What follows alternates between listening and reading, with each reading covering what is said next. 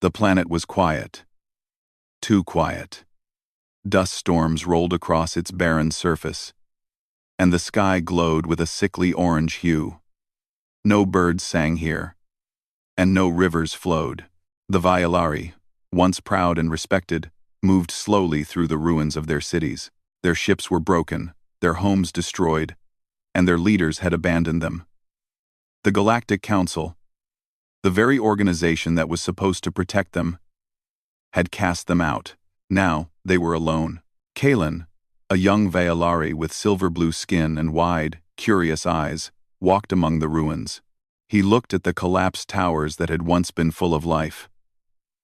The wind howled through the hollow remains, carrying the smell of smoke and metal. His small hands clenched as he thought of his family, who had died during the Council's forced evacuation months ago. He had no one now, no home, and no hope. He was not the only one struggling. Hundreds of Valari wandered the planet, their bodies weak from hunger and lack of water. They had tried to contact other species for help, but everyone had turned away. Some species were afraid of the Valari's abilities, some were jealous, and some simply did not care. Kalen had grown up hearing stories about humans, but he had never met one. Humans were distant, strange creatures, but he had heard that they sometimes helped others. Right now, he wished he could meet one. Far above the planet, a small human ship moved through the stars. The Odyssey was not a warship, nor a ship built for conquest. It was an exploratory vessel, searching for new worlds and new life. Its commander, Lucas Hart, stared at the screen in front of him. He had been tracking a weak signal for days. The signal was unusual, almost desperate, and it had originated from the outer edges of the galaxy. Lucas frowned. "It's too weak to be anything important," he said. But he did not move away from the controls. Something about the signal bothered him. He had learned over the years to trust these feelings. They had saved him and his crew more than once. Amelia Brooks, the ship's engineer, leaned over his shoulder. "Commander, it could just be a damaged probe," she said softly. Her brown hair fell in her face as she peered at the screen. "We can ignore it." Lucas shook his head. "No, something is wrong. Someone is asking for help, and it's not a random distress signal. It has urgency. I feel it." Ethan Parker, the communications officer, joined them. "If it is a distress call, it could be dangerous. We don't know who is sending it." Lucas turned to him with steady eyes. "That's why we are here, Ethan. Humans do not turn away when someone needs help. We find a way. We always do." Zoe Mitchell, the ship's strategist, watched them quietly.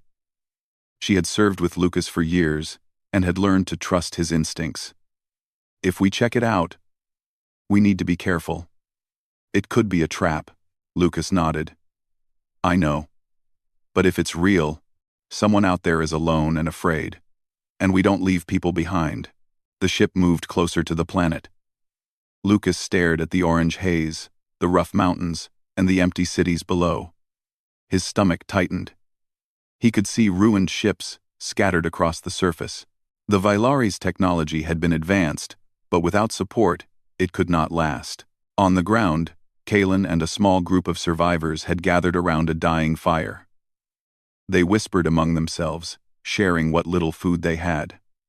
Kalen's stomach growled. He had eaten nothing in 2 days. He looked up at the sky, hoping someone would see them, hoping for a miracle. Suddenly, a bright light appeared in the sky.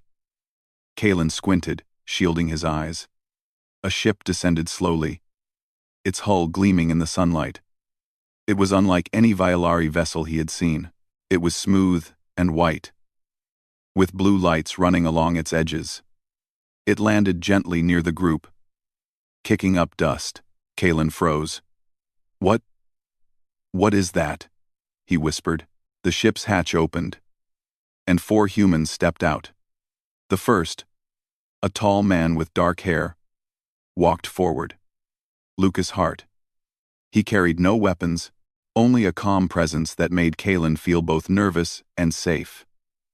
Behind him, Amelia, Zoe, and Ethan stepped carefully onto the rocky surface. Lucas raised his hand slowly. "We come in peace," he said in a soft, clear voice. "We received your signal. We want to help." Kaylin's heart raced. No one had offered to help before. Most had tried to take from them, to use them, or to ignore them. But these humans, they seemed different. He stepped forward cautiously. You are humans?" he asked, his voice trembling. "Yes," Lucas replied. "We are humans. We saw your signal. We are here to help you. We will take you off this planet." The Valari whispered among themselves. Some were scared, some hopeful, and some could not believe it. Kaylin felt a spark of hope he had not felt in months. Lucas extended his hand. "If you want to come with us, we can take you somewhere safe. No one will hurt you there." Kaylin hesitated. He looked at the ruins, at the broken people around him, at the dust swirling in the wind. He remembered the council that had cast them out, the ships they had lost, the families they had buried. Could he trust these humans? He saw the calm, confident faces of the humans and decided to take a chance. We will come," he said. The humans helped the Valari onto the ship. It was a strange experience for Kaylin. He had never been inside a human vessel. The floors were smooth and warm, the walls bright with lights, and everything smelled clean and new. He looked around, amazed. The humans showed them how to sit, how to breathe in the air, how to adjust to the gravity. Amelia smiled at Kaylin. "You're safe now," she said. "We will take care of you." Kaylin felt tears in his eyes. No one had said that to him in months. He had been alone, abandoned, and starving. But now, he felt a small warmth inside him. For the first time in a long time, he believed that things might get better. Lucas watched the Valari closely. He could see the fear in their eyes, but also the spark of hope. "We will need to teach them how to live among humans," he said quietly to his crew. "It will not be easy, but we will do it." Ethan spoke up. "Commander, what about the Galactic Council? If they know we are helping them, it could cause trouble." Lucas shook his head. "They left them to die. That is not our concern right now. Right now, we do what is right. That is enough." The ship lifted off the planet slowly. Kaylin watched as his home faded into the distance. Dust storms, broken towers, abandoned ships, it was all gone. He felt a pang of sadness, but he also felt relief. He was leaving the place that had hurt him so much, moving toward a place that might bring hope. During the trip, the humans gave the Valari food and water. They showed them the ship's controls and allowed them to explore safely. Kaylin learned quickly, fascinated by the technology and the humans' ability to adapt. He noticed how Lucas, Amelia, Zoe, and Ethan worked together. Not just as a team, but as a family. There was trust, understanding, and care. It was something Kaylin had never seen before. As they traveled through space, Kaylin began to speak more freely. He told the humans about his people, about the council, about the betrayal and the loss. The humans listened patiently, never judging, never questioning. They only nodded and promised to help. Zoe leaned over to Lucas quietly. "Commander, they trust us too quickly. Are you sure we can handle this?" Lucas looked at the Valari, who were slowly beginning to smile and laugh. Despite their hardships, "Zoe, trust is the first step. They have suffered, yes, but they are survivors. And we are humans. We do not turn our backs on those in need. That is enough." Days passed. The Valari began to adjust to life on the ship. They were amazed by the humans' kindness and ingenuity. They learned quickly, absorbing knowledge about human technology, culture, and ethics. Kaylin, in particular, showed remarkable curiosity, asking questions about everything from food to engines to space travel. Amelia spent extra time teaching him, impressed by his quick mind. Lucas watched the interaction with a quiet smile. He knew the journey ahead would be difficult. Teaching a whole alien species to live among humans, to trust humans, and to understand human ways would take time. But he also knew something important. These Violari were survivors. They had been cast out, left to die, and yet they had survived. With humans' help, they could thrive again.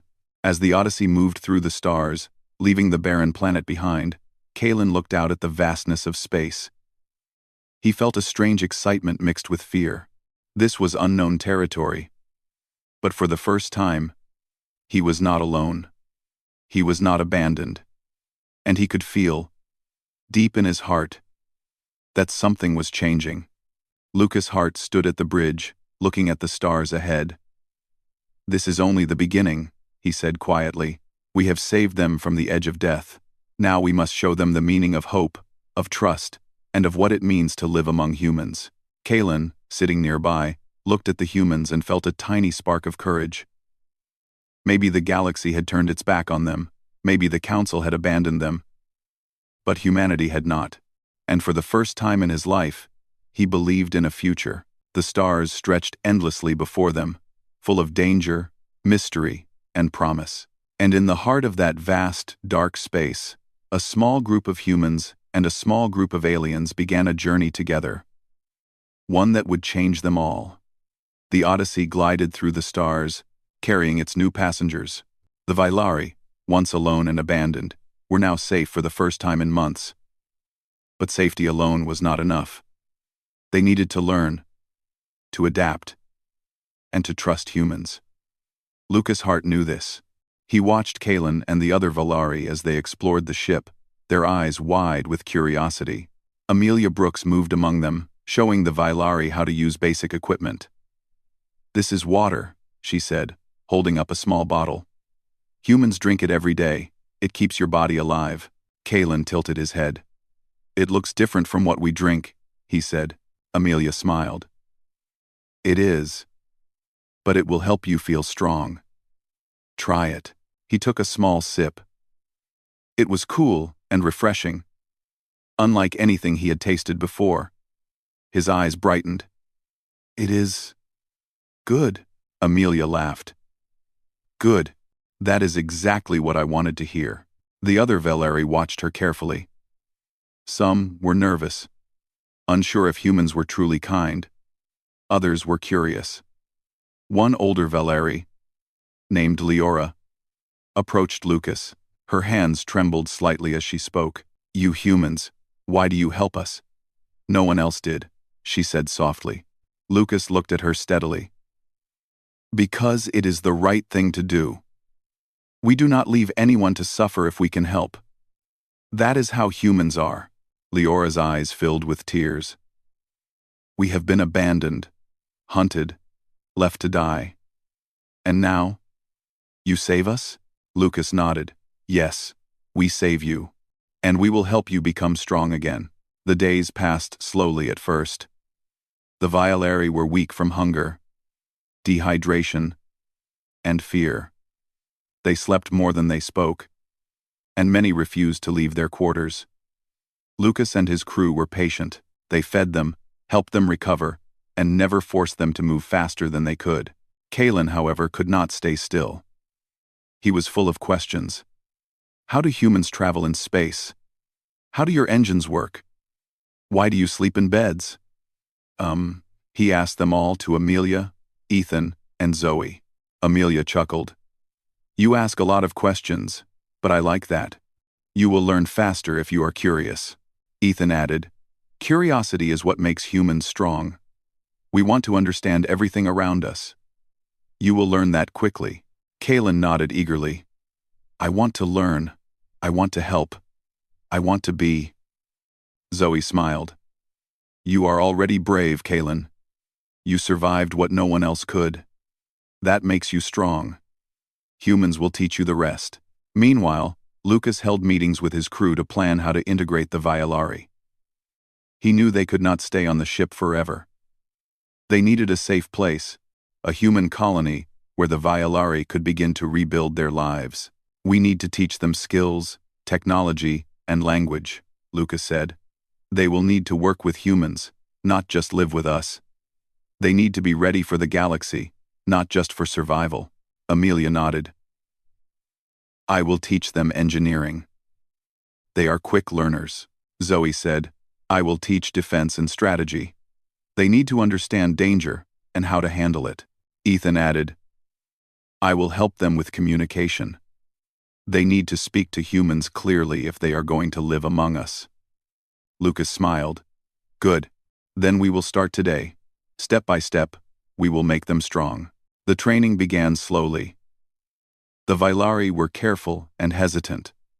Their first lessons were simple. How to operate basic machines. How to communicate using human language. And how to understand human customs. Kalen learned quickly. He loved machines and often stayed with Amelia long after lessons ended. He asked questions about everything. Energy sources, ship engines, and even human food. Amelia was impressed by his quick understanding and encouraged him to keep learning. Other Vailari were slower, more cautious. Leora struggled with simple tasks at first, often making mistakes. But Lucas and Zoe never scolded her. They showed patience and guided her gently. Over time, she began to improve, her confidence growing with each success. The humans also taught the Vailari about trust and teamwork. Lucas often reminded them, humans survive because we work together. Alone, we are weak. Together, we are strong. You must learn to trust us, and to trust each other. At first, some Vailari hesitated. They had been betrayed before, cast out by their own leaders, and abandoned by the galaxy. Trust was hard to come by. But the humans showed them patience and kindness, and slowly, trust began to grow. One day, Kalen approached Lucas. Commander, why do humans care so much about others? Even when it is dangerous? Lucas looked at him calmly. Because we understand what it is to suffer. Kalen, we know how it feels to be alone, to be left behind, and we know how it feels to be helped. That is why we help others. Kalen nodded slowly. I think I understand. Humans are strong not because of weapons, but because of their hearts. Lucas smiled. Exactly. That is the most important strength of all. While the Vailari learned, the humans also observed them closely. They noticed that the Vailari had unique abilities. Some could manipulate energy, others had heightened senses, and some had remarkable strength. Lucas realized that these skills could be very useful, not as weapons, but as tools to survive in the galaxy. One afternoon, Kalen asked to see the ship's engines. Amelia agreed, showing him the large, humming machines that powered the Odyssey. Kalen's eyes widened as he watched the energy flow through the conduits. This is amazing, he said. Amelia smiled. You like it? Maybe one day you will build engines like this yourself. Kalen's face lit up. I want to. I will learn everything humans know. As the days went by, the Vailari grew stronger, healthier, and more confident. They began to help the humans on the ship, carrying out small tasks and learning new skills. Their laughter returned, their curiosity flourished, and their hope began to shine again. But the humans knew that their work was not finished. The galaxy had not forgotten the Vailari, and there were powerful forces that would not tolerate their survival. Lucas often spoke to his crew quietly. The Galactic Council will not be happy that we are helping them, he said one evening. They may try to take them back or even destroy them. We must prepare, but we must not let fear stop us. Right now, our job is to teach them, to protect them, and to show them what it means to live among humans. Zoe nodded. We will be ready if the council comes. But we also need to continue teaching. Strength comes from knowledge and courage, not just weapons. Ethan added, they are learning quickly. Soon, they will understand humans, our ways, and our strengths. That will make them strong enough to face anything. Kalen overheard part of the conversation and felt a mix of fear and excitement. He had never thought of the humans as fighters before. But now he realized that their strength was more than physical. It was their courage, their teamwork, and their willingness to protect others. One night, Kalen looked out the window at the stars. He thought of his home planet, now a distant memory, and of his lost family. He felt a pang of sadness, but it was mixed with hope. The humans had saved him and his people.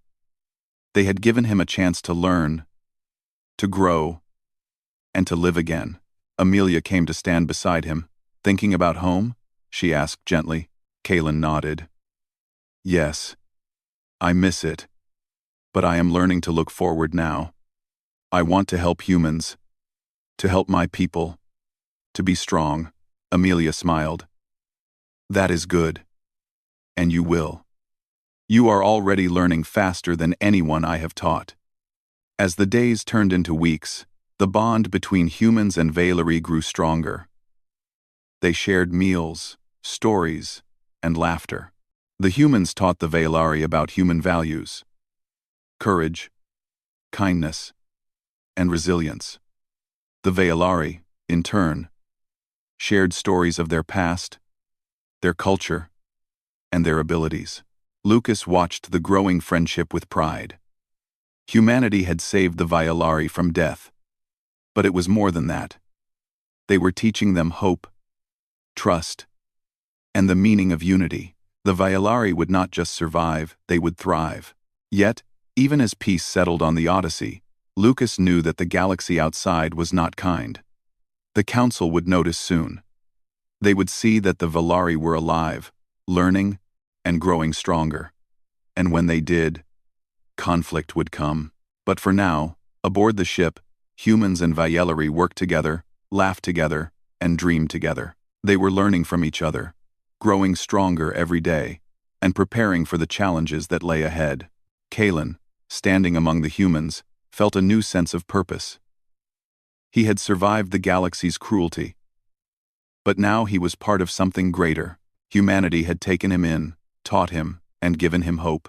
And in return, he would do everything he could to protect them, to learn from them, and to help his people rise again. The stars stretched endlessly beyond the ship, full of danger and mystery, but also full of promise. And aboard the Odyssey, humans and Valari were ready to face whatever the galaxy would send their way, together. The calm on the Odyssey did not last long. Far away in the Galactic Council's capital, leaders gathered around glowing screens. Reports had arrived about the Valari, the exiled species now traveling with humans. The council was furious. "They are alive?" one council member hissed. "We left them to die. Humans have no right to interfere." Another shook his head. "They are weak, yes. But humans are dangerous. They act recklessly.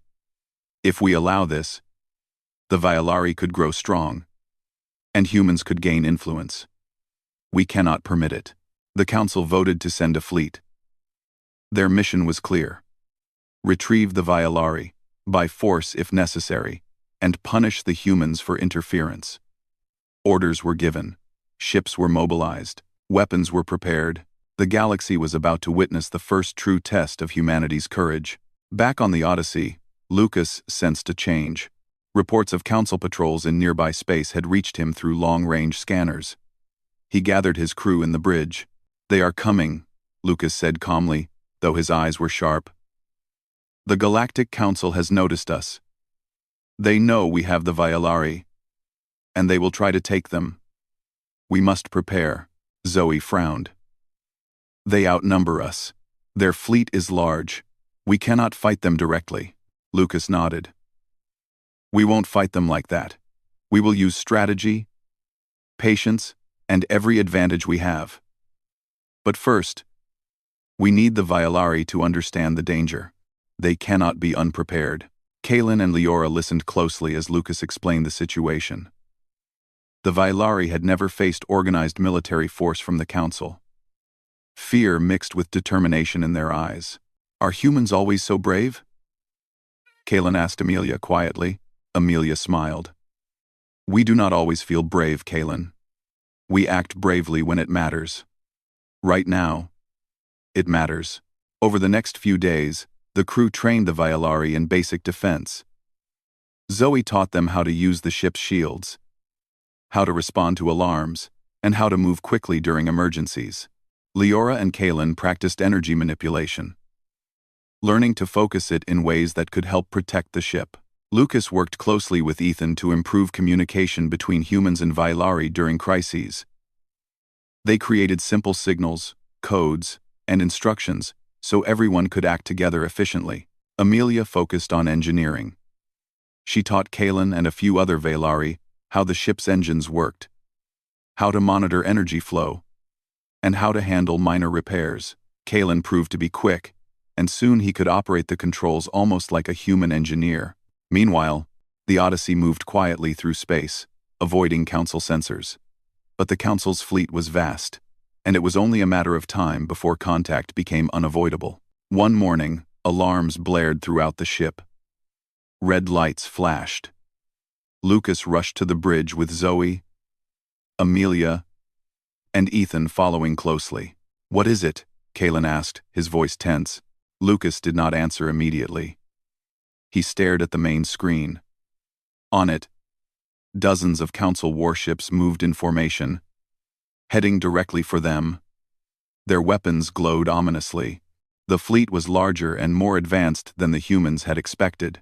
"They are here," Lucas said finally, "and they are serious. We need to be ready." The Violari gathered on the bridge, fear and determination mixed in their expressions. Kalen stepped forward. "We have learned from you humans. We will fight with you. We will protect each other." Lucas placed a reassuring hand on his shoulder. "That is all I ask. Stay calm. Follow instructions. Together, we are strong." The Council fleet closed in. Their first move was to demand surrender. A holographic message appeared on the bridge screen. "Humans and Violari," the Council commander said. "You have no right to harbor exiled species. Surrender now, and your lives may be spared. Refuse, and you will be destroyed." Lucas's jaw tightened.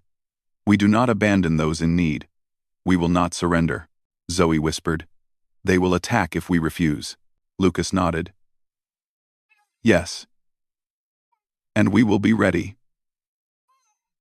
I won. The first strike came hours later. Energy beams lit the darkness of space, striking the Odyssey's shields. The ship shook violently, alarms blaring. The Violari gripped handrails, some screaming in fear. "Stay calm," Lucas shouted. "Follow your training, shields up, engines steady." Kalen focused his energy, as Zoe had taught him, to reinforce the shields in a small section of the ship. To his surprise, it worked. The Council's beams scattered slightly, creating a weak spot they could exploit. Amelia and Ethan worked frantically, rerouting power to shields and weapons, guiding the Violari in minor repairs, and giving clear instructions. The Violari began to understand what humans had meant when they said teamwork was strength. Alone, they were weak. Together, they could make a difference. Leora concentrated, using her abilities to detect weak points in the incoming beams. She shouted directions to Kalen, who adjusted the shield flow. Slowly, they began to hold their own against the Council's attacks. Lucas smiled faintly. "See? You are learning quickly. Keep it up." Despite their efforts, the Council fleet was relentless. Lucas realized that clever maneuvering was their only hope. He piloted the Odyssey in sharp, unexpected movements, dodging attacks and leading the fleet into a narrow asteroid field. Zoe guided the Violari to focus on energy bursts to create diversions. Rocks exploded under their combined efforts, scattering some of the enemy ships and slowing the fleet's advance. "Keep going," Lucas shouted. "We have the advantage here. Use the asteroids. Protect the ship." Kalen felt his heart pounding. Fear still lingered. But he also felt a new sense of power. He was not just surviving anymore. He was helping. Humans had taught him courage, and now he was using it. Hours passed. The battle continued, intense and exhausting. The Violari began to anticipate attacks, moving in coordination with humans. Even the older, slower Violari found roles. using their energy manipulation to stabilize sections of the ship or protect human crew members. Finally, after what seemed like an eternity, the Council fleet began to retreat. Their losses were significant, and the Odyssey had proven stronger than they expected. Lucas watched the enemy ships disappear into the distance. "We did it," Kalen whispered, still in disbelief. Lucas nodded, his face tired but proud. "We did it together. You all fought well. This is just the beginning, but it shows what happens when humans and Valari stand side by side." Leora smiled faintly. We are stronger than I thought. Because of you, humans, and because of each other." Amelia clapped Kalen on the shoulder. "You did great. I am proud of you." The Violari realized something important that day. Humanity's strength was not in weapons or ships, but in courage, strategy, and the willingness to protect others, no matter the risk. And now, they had begun to adopt that strength themselves. In the days following the battle, Lucas and his crew worked tirelessly to repair the Odyssey. They treated minor injuries among the Violari and humans alike, and they continued teaching. Knowing that the Council would return if they were not fully prepared, Kalen and Leora trained harder than ever. They learned about strategy, shields, and energy manipulation, working closely with humans to understand how to combine their skills with technology. Kalen even began suggesting small ideas to improve the ship's defenses, which Amelia implemented carefully. Lucas watched all of this with pride. "They are learning fast," he said to Zoe. "Soon, they will not just survive, they will be able to defend themselves fully.